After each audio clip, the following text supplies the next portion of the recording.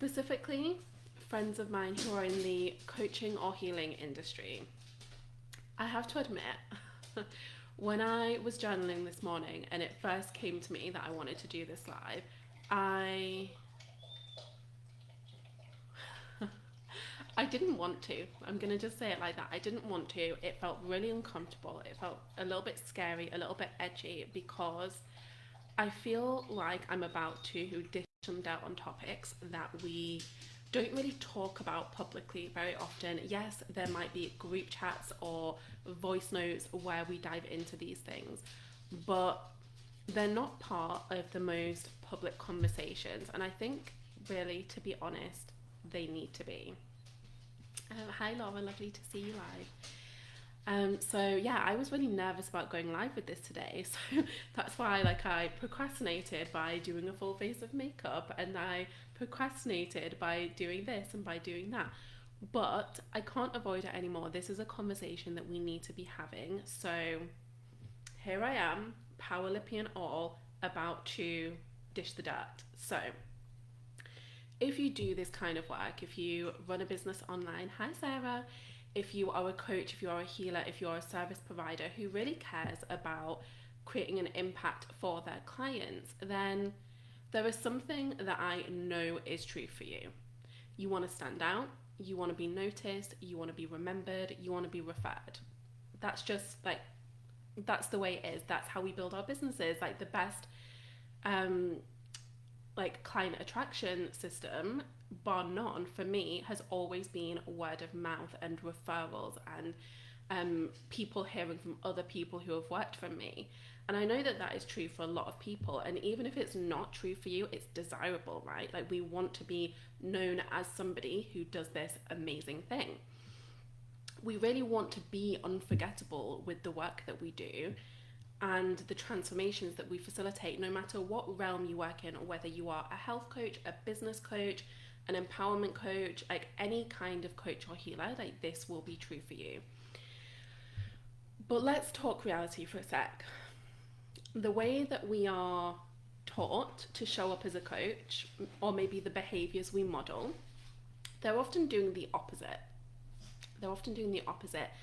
Maybe they are helping us blend into the blancmange of the business world, that just bland, same, one note kind of facade, or they're helping us be unforgettable for the wrongest of reasons. I'm sure that anybody watching this live or watching the replay will be able to relate to working with a coach or practitioner at some point who has let them down in really big ways, and because of that is completely unforgettable. But that's not what we want. We want to be unforgettable for the right reasons, correct? Yes.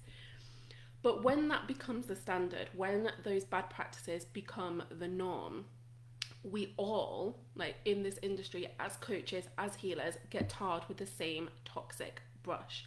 People become suspicious of the work we do. They stop believing in the transformative power of coaching, which has the very depressing ripple effect of A, keeping our would-be clients stuck with whatever pain they're experiencing, and B, desiccating our businesses before our very eyes. Neither of those sounds particularly desirable to me. I don't know about you. I do not want that to happen. I do not want that to happen for me. I do not want that to happen for you. I do not want that to happen for any random person on the internet who I haven't even met but who does good work. That is not what I want to see in our industry. So today, I am going to be sharing the secret to unlocking a standard of excellence in your coaching business so that you can really be proud of the work that you're doing. Be confident that you are going to help your clients achieve the results that you promise. Know that you are going to receive those referrals day after day, whether that is a simple shout out on Instagram story or someone personally connecting you to a client who is ready and excited and willing to invest in your services. So much becomes possible when you do good work. So let's talk about that. Let's start by looking at the mistakes that you might be making, the ways of thinking you might have adopted, the paradigms that need to be shifted, all of that stuff. Because as with any change, we begin at square one, which is taking stock of the situation, looking at the state of affairs, and then deciding what changes to make. So one really common one that I see is that you might have adopted the do what I say, not what I do approach. And I'm sure that we can all relate to that. Sometimes the advice that we most need is the kind of advice that we would give to our clients, right? Maybe I'm sure like there's a well-known phrase and it escapes me right now, but it's something like you teach what you most need to learn, something like that. And that is very, very true in theory. However, if you are not doing the work that you are telling other people to do, like, why are you expecting them to trust you? Why are you expecting them to listen? Why are you expecting them to see it through and see the results? And how are you expecting people to believe you when you say that you can create these changes in their lives if you are not first creating them in yours? And I think that if there are any parents watching, I'm sure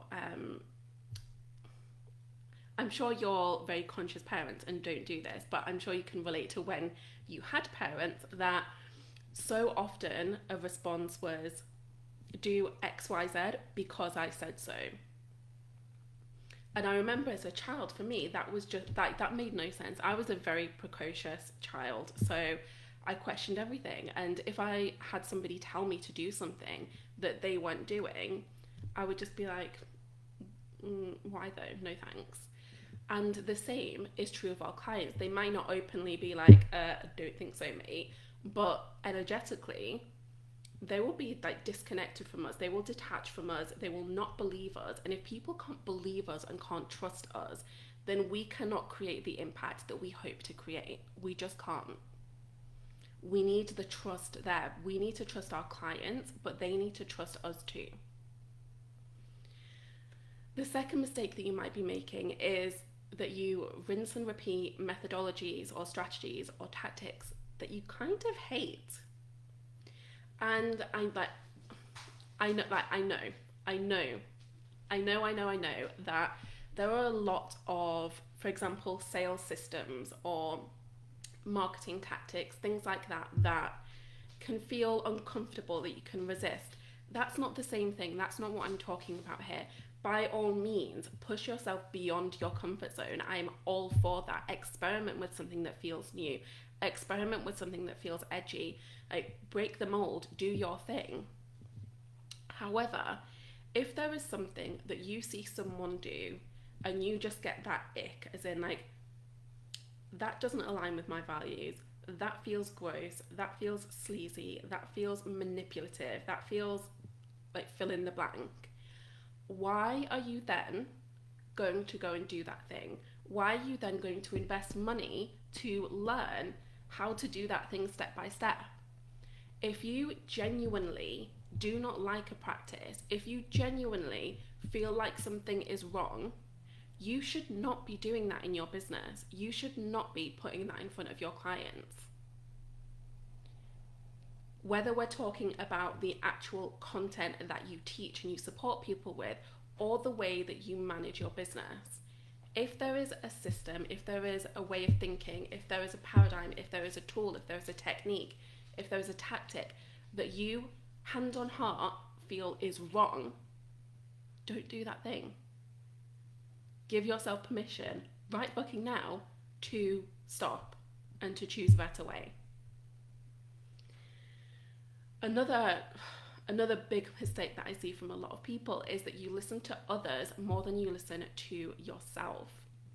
And I'm not talking about the coaches and mentors necessarily that you invest in, assuming that you've made good choices on that front. But it could be that you're just paying attention to too many contradicting voices.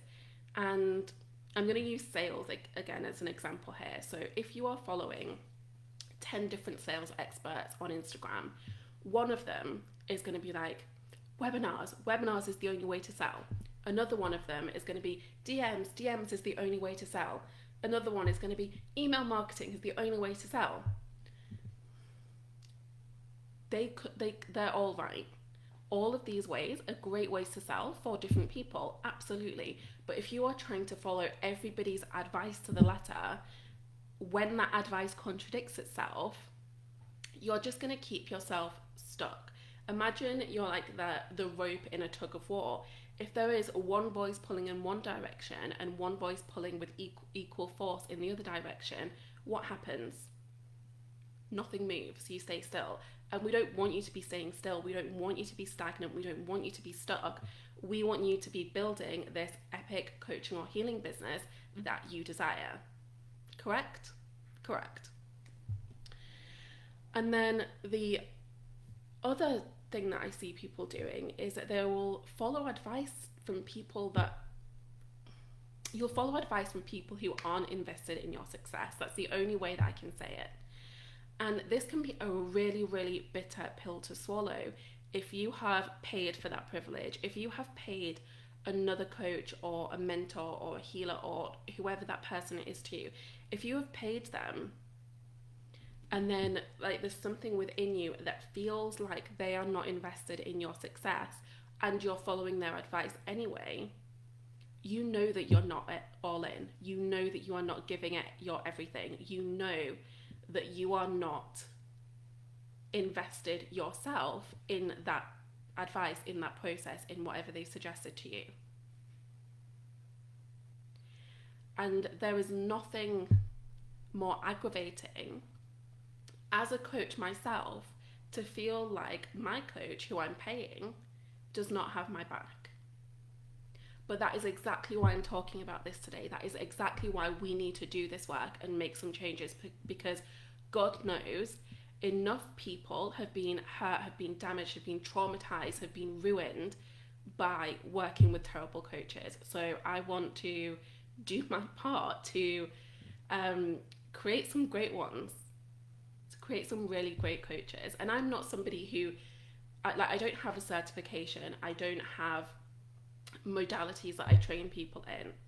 But what I do have is a grounded sense of what's right and wrong. I do have a grounded sense of what we should be doing to show up with some semblance of integrity and authenticity in this very weird, discombobulating world that we've created. Pause. Jump off the soapbox. Who can relate to feeling like this though? Who can relate to feeling like you've signed up to work with someone and yeah, they might have a great system on paper, but you don't feel like they really care. You don't feel like they are fully invested in your success. You don't feel like they know what you even do. Like I've had coaches in the past that I have paid like high ticket prices to, and 7 or 8 months in, they've actually questioned what I do, like what my business is. And it's not like I have a complicated job title. I'm a business coach. It's fairly basic. And like that's the level of disinterest that we need to fight against, because I can promise you no one of my clients will ever feel that level of apathy from me. Even if they sign up for a free masterclass that I do, you can bet that I know what's going on in their business. I know what they're struggling with. I know what they're working towards. I know what their strengths are. I know what they need, because I pay attention. I pay attention to every single person who comes into my orbit, whether that is in like just a free interactive way or as a paid client. And that is what we should all be modeling. We should all care about the people who trust us enough to give us their money or even give us their time. Another mistake that you might be making is seeing critique as being a personal attack or a sign of disloyalty, because it's neither. Now, don't get me wrong, excuse me, there can often be people who maybe are not ready for the work that we're doing, or it's just not the right fit for them. Like there's something that just, it's not an energetic match, and they're like generally like gonna moan and complain and like not necessarily want a result. They just want to vent. That's not what we're talking about here. We're talking about the people who may have worked through one of our programs, been through one of our packages, attended one of our events, and have not got what they wanted out of it. It is our responsibility to create space for people to share that, and stop viewing it as a personal attack, stop viewing it as a sign of disloyalty, of like, I have spent my time and energy supporting this person and now look what they're saying. No.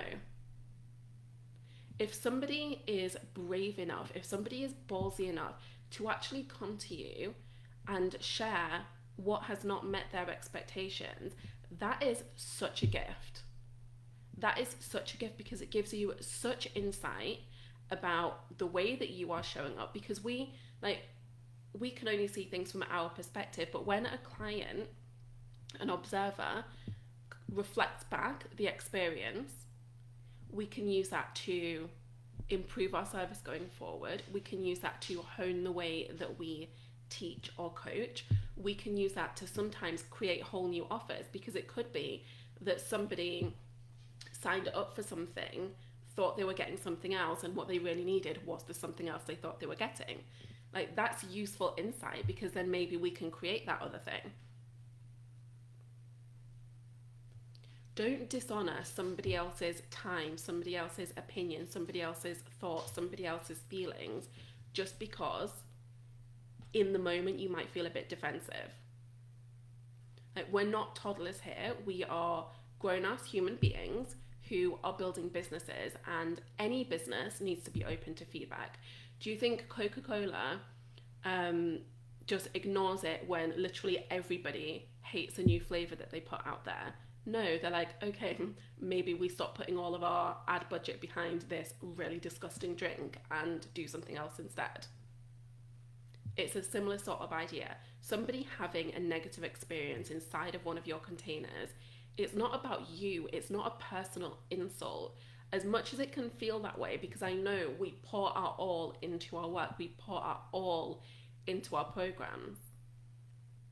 But if we're going to put ourselves out there and promise these results and show up and do this kind of work, we also have to be open to how it's received.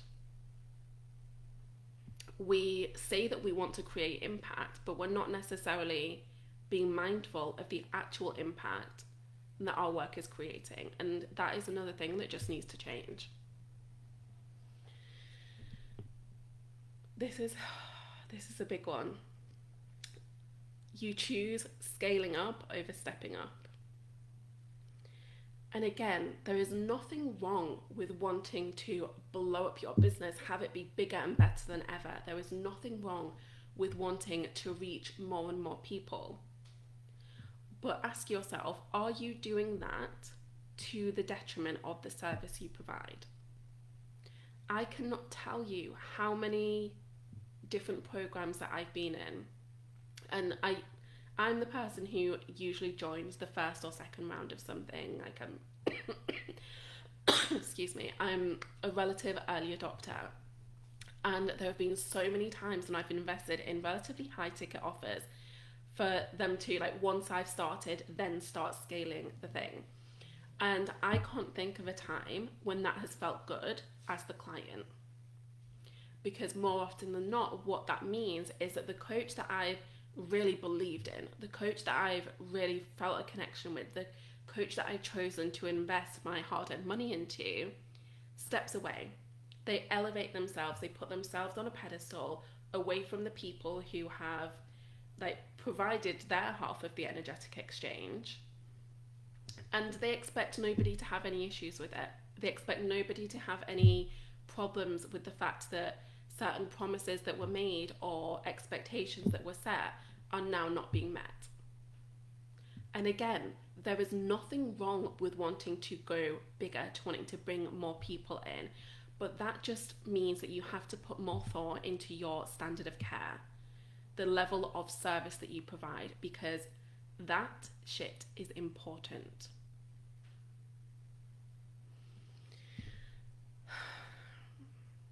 This one. This next one is one that I'm going to really try here. I'm going to really try and not get ranty, but no promises. A big mistake that you could be making is resorting to lazy coaching. And again, I have seen this a lot, and I've seen this from people that I expected way more from, which is profoundly disappointing, but also shows me that there is a gap in the market here. There is some work that needs to be done on the level of coaching. And I get that not everybody does a coaching certification, and not every coaching certification actually teaches you a profound level of transformational coaching. However,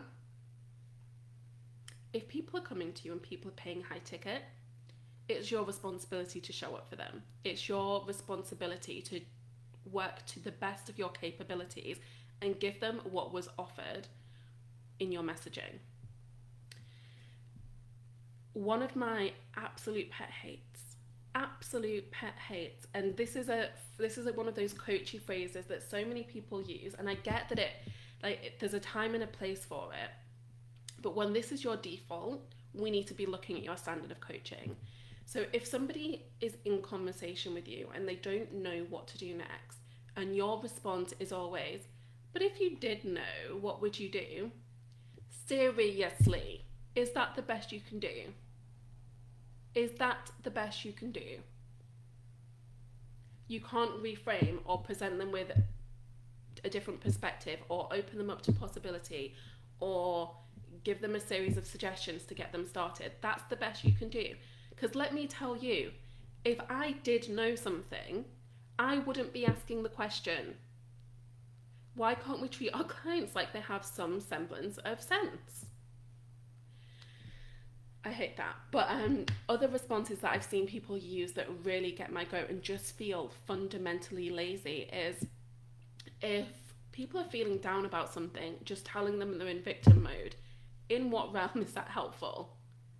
And do you know what? For some people who have survived certain traumatic situations, referring to them as a victim, like, what the fuck are you doing? Do you even understand the hurt that you'll be uncovering once again that these people do not need? That's not why people invest in you as a coach. People invest in you as a coach to expand in some way, to transform in some way, not to be shot down and shat on. Sorry, I'm getting sweary. Another common lazy coaching response is just telling people that they're not doing the work. Sometimes it's actually true. Sometimes people are giving it lots of chat and not showing up and doing the work. But stop assuming that that's everybody. Maybe ask a couple of follow-up questions before you resort to that, because a lot of people will be showing up and doing the work. And this is specifically for coaches who work with maybe a set system or methodology or framework. And there is nothing wrong with having a signature framework, let me just be clear. But sometimes things need to be adapted, things need to be looked at in different ways for different people, because we all have different lives, we all have different circumstances, so sometimes we just need slightly different levels of support or ways of thinking. And so when you are just telling people flat out that they're not doing the work, you are doing them and you are doing yourself and your business a disservice. It's your responsibility as the coach, as the creator of this system, to check in with them and to see how they're doing, see what they have done, see what they haven't done, and then formulate a response. Don't just assume that your system was divinely guided and therefore bulletproof and will work for absolutely everyone who ever encounters it, because that is a level of arrogance that we just do not need. Full stop. Blaming, self-sabotage. Again, this is very similar to accusing people of being in victim mode. And again, don't get me wrong, people can sabotage themselves. I know that I, on many occasions, have sabotaged myself, but when that is the default response, when you're not looking at the context, when you are not actually entering into conversation with people, when you're looking down on them from your shiny little pedestal and just tossing out proclamations of like, well, can't you see how you're sabotaging yourself? Like that, who is that helping?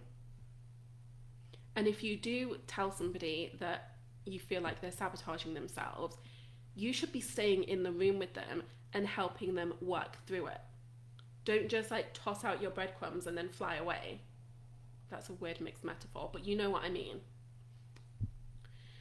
And then last but not, this is certainly not last but not least, this is just one additional example. There are many more, but in the spirit of keeping things as brief as possible, I'll just give you one more example. But when you can't explain what something is or why it works or how it works, and you're questioned on it, if you resort to coachy or spiritual jargon that doesn't really mean anything, why are you offering that thing? Why are you teaching that thing? Why are you coaching around that thing? If you don't know how something works, don't bring it into your business.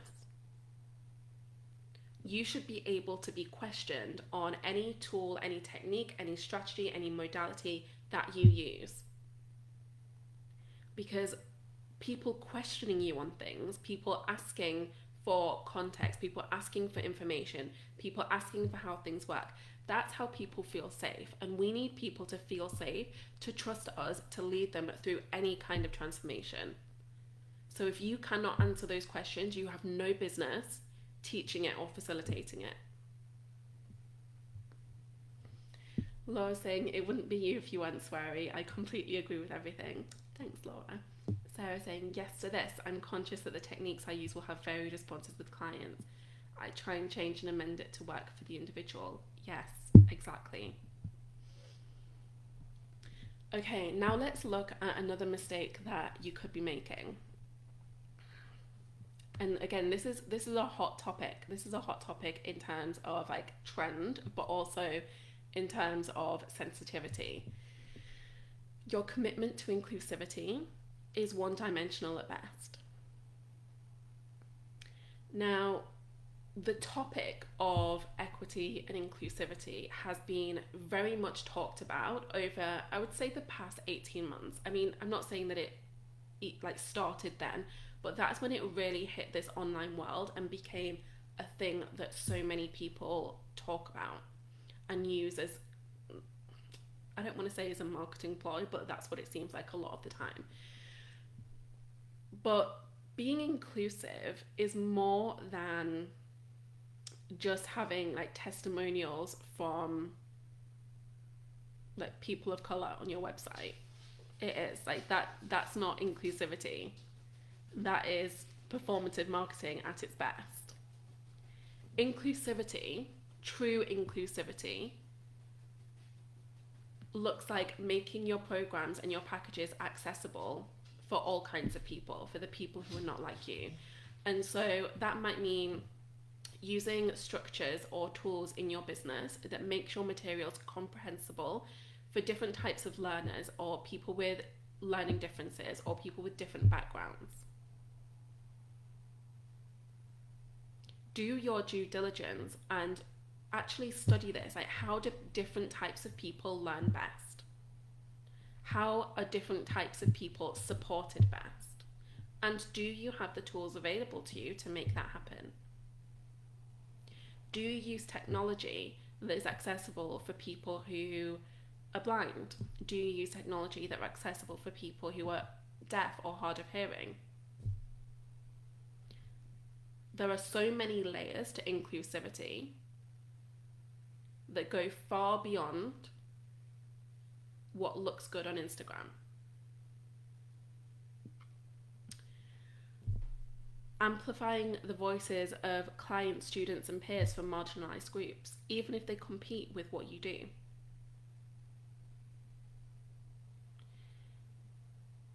As a straight white woman with with no problems, no, I don't want to say problems, but with no like experience of being in a marginalised group, I'm in an incredibly privileged position.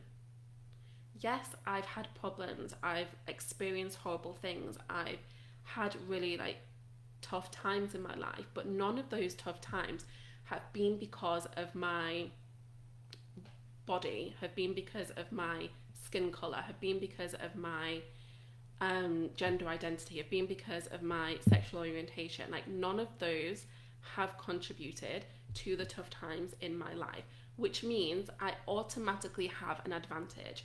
And we all get to choose how we use that advantage. And one of the ways that I choose to use that advantage is to amplify, to share, to promote people who do not have that same advantage, even if they happen to compete with what I do, even if they happen to be business coaches, even if they happen to have offers that are very similar to mine. Because it's not just about me, it's about the collective, it's about the community, it's about changing the industry from the inside. And then, are you making the expansion that you offer, the transformation that you offer, accessible to people that have been dealing with these systemic disadvantages? So while, yes, in theory, like, wealth and money and prosperity and all of this stuff is available to everybody. However, if you are starting life with disadvantages, starting life with generational trauma, starting life living in different circumstances, then maybe you won't have the money to hand to invest in epic high ticket coaching. Does that mean that we don't give the people the opportunity to do so? Does that mean that we only allow growth to people who already have a certain level of growth or a certain level of money? It's that thing that, like, when it comes to politics, we can all get on board with, like, oh, it's just the rich getting richer and the poor staying poor. Like, why are we not bringing those so-called values into the way that we do business? And that's not to say you should be offering crazy discounts that don't feel energetically sound for you, but it might mean creating new offers that are a lower price point, or it might mean creating extended payment plans that make that high ticket coaching and high ticket level transformation accessible to people who genuinely need it. And I'm not going to tell you what to do in terms of inclusivity in your business, but these are all things to be thinking about. Even the language you use, are you using overly gendered language for no reason? Are you refusing to adapt to new ways of communicating just because you like resist the like Gen Y or Gen Z or millennial or whatever way of thinking, or you're like, oh, all this political correctness? Like, what is the benefit of you thinking like that? And especially as a coach, as a healer, what the hell are you doing? If your supposed mission is to help people, to support people, to heal people, think about people, be nicer to people. Which brings me on to another mistake that you could be making, that you are oblivious to the hurts and the traumas of those around you, or just oblivious to the re-traumatizing impact of your words and actions. Now, while I personally would love for every coach, every healer out there to study trauma and the impacts of trauma so that they can recognize the signs, so that they can be better equipped to support people. But I know that's probably not going to happen. That's a choice that people have to make on an individual basis. But what you can do is not be a dick. Which means, as an example, not gaslighting people. If somebody tells you something, if somebody shares something inside of one of your containers, believe them. Believe that that's their experience. Believe that that's what they've been through. Believe that that's what they're feeling. Your job as a coach or a healer is not to gaslight people. It is not to convince people that they're wrong. It's not to show them that they're wrong. It's not to demonstrate that what they're feeling and what they're experiencing isn't actually important. That is not your job. And it is not your job to create a whole new level of abuses in somebody's life. Whether they have experienced abuse in the past, like that, I mean, you can create even more hurt if that's the case, but like, don't abuse people full stop, you know? Like, just don't do that. And what I've seen time and time again is, particularly in high ticket coaching experiences and like courses and one-on-one packages, is the level of financial abuse that comes into play is absolutely shocking. And something to think about is, if your program, if your coaching package is all about helping people make money and have financial freedom, if they then don't do that and can't pay you, that's something to look at, that's something to think about. It's not something to attack them over or threaten them with. Because although you might not be making explicit promises, if you're talking about helping people maybe get financial freedom or reach a certain amount of money a month or a certain amount of money a year, like the promise there is implicit. The expectations are laid out. And for you to come after somebody who cannot pay you after they've shown up, they've made the initial investment, they've done the work, and whatever it is isn't working, look at yourself. Don't go after them. And then I'm gonna wrap this up soon, because I know that this is getting long. But another thing that could be making you unforgettable for all the wrong reasons is that you do all the talking. You do all the talking, and you don't give everybody the space to be seen, heard, and supported. The best coach is the best listener. And that's not to say that you don't show up and do anything. Of course you do. You teach people amazing things. You present them with powerful questions. You facilitate life-changing techniques. But really, like, what you do before that is you understand the person that you're working with. You understand the ins and outs of their struggle, their problem. Because until you really do, you're not equipped to help them with it. And what I will also say is, if you have created a high ticket program that people have invested in, you should give people the space to be heard. You should give people the space to put their coaching requests in, to ask their questions, to be supported, because they are paying you for that privilege. And if you've decided that you want to scale up your business and suddenly, like, the members of your group are just astronomical, then rethink your call structure, rethink the way that you offer some support, because it's not any of your clients' problem that you decided to go bigger and let more people into the group. They should still be getting the caliber of support that they've invested in.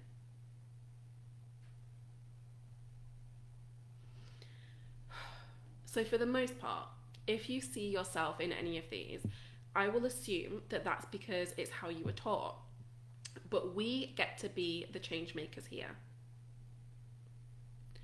We get to revolutionize our industry from the inside out.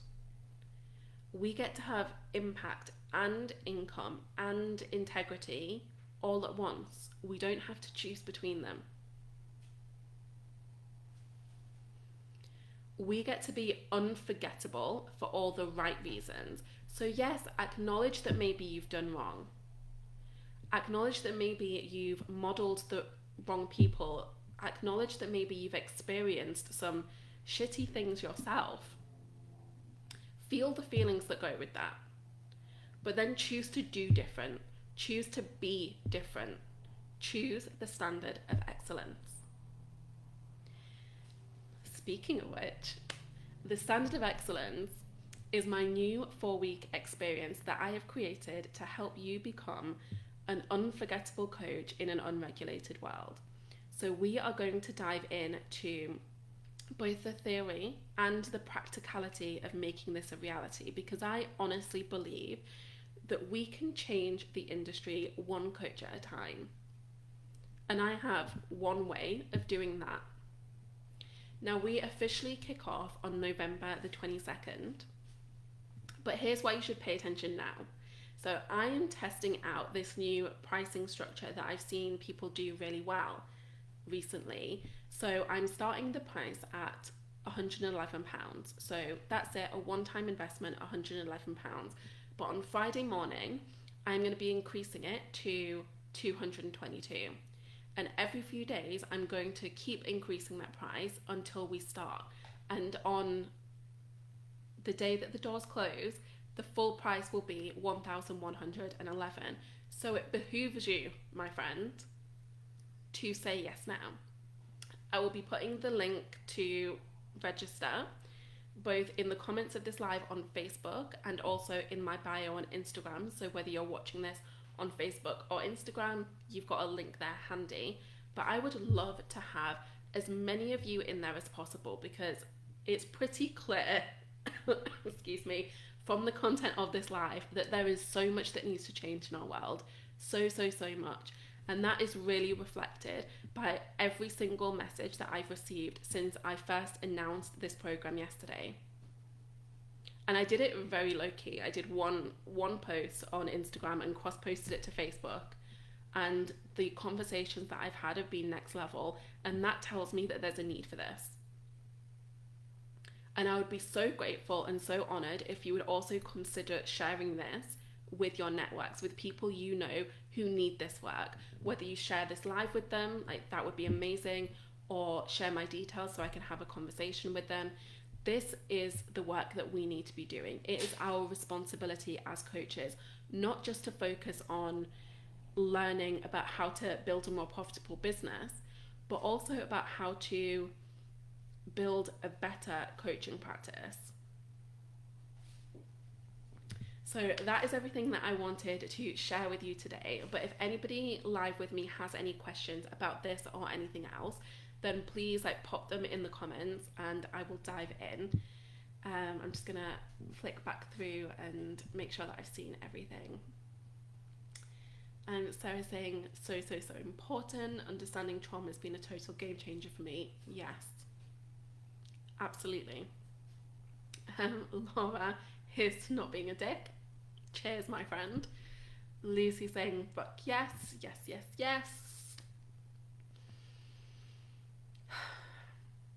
This is important work, and it's difficult work. It's uncomfortable work, because none of us are perfect. None of us are beyond reproach. I highly doubt that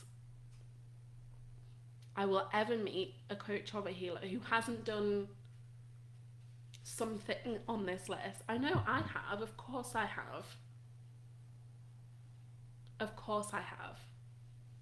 And I've learned a better way. I've embodied a better way. And that is why my clients remember me for all the right reasons. My retention rate is next freaking level. I have people sign up for every single one of my offers. I have, when I had a membership, somebody signed up on the first day and they didn't, and actually a few people did, and those same few people didn't leave until I closed it down a couple of years later. That is the norm inside of my business, and it's because the way I show up is this centered, grounded, fully embodied,